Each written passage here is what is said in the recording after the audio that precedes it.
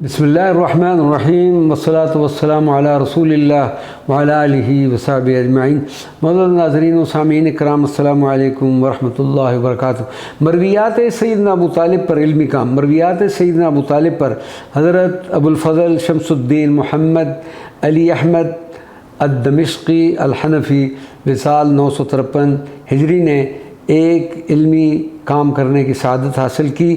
الروض النضیح فی الاحادیث التی رواہا ابو طالب عم النبی۔ مصنف کے دست مبارک کے تحریر شدہ نسخے کا عکس مکتبہ تیموریہ میں موجود ہے اور اس کی مائکروویو فلم دارالکتب المصریہ میں حوالہ نمبر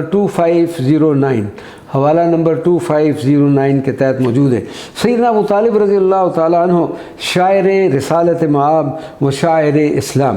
حضرت سیدنا ابو طالب رضی اللہ تعالیٰ عنہ اپنے والد گرامی، برادران اور ہمشیرگان کی طرح شعر کہنے پر نہ صرف قدرت و قوت رکھتے تھے بلکہ فی البدیع اشعار کہنے میں آپ کو وہ ید طولہ حاصل تھا کہ عام گفتگو کے دوران بھی پوری بات اشعار میں بیان فرما دیا کرتے۔ آپ رضی اللہ عنہ کے منظوم کلام کی فصاحت و بلاغت، افادیت اور عظمت کا اس بات سے بخوبی اندازہ لگایا جا سکتا ہے کہ مولا کائنات تاجدار نجف اشرف سیدنا علی کرم اللہ وجہ فرماتے ہیں کہ اگر اخلاق و ادب کے ساتھ اگر ذوق شعر کی تسکین حاصل کرنا ہو تو میرے والد گرامی سیدنا ابو طالب کے اشعار مبارکہ کا مطالعہ کریں۔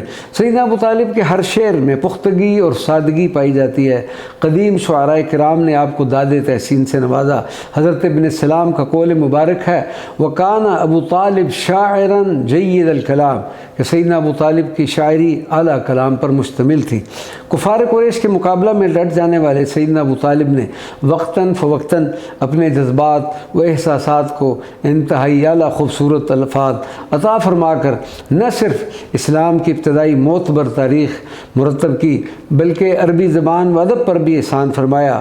جہاد بالسیف کے ساتھ ساتھ آپ نے جہاد بالقلم اور جہاد باللسان بھی فرمایا، جس کی بنیاد دیوان ابو طالب رضی اللہ تعالی عنہ ہے۔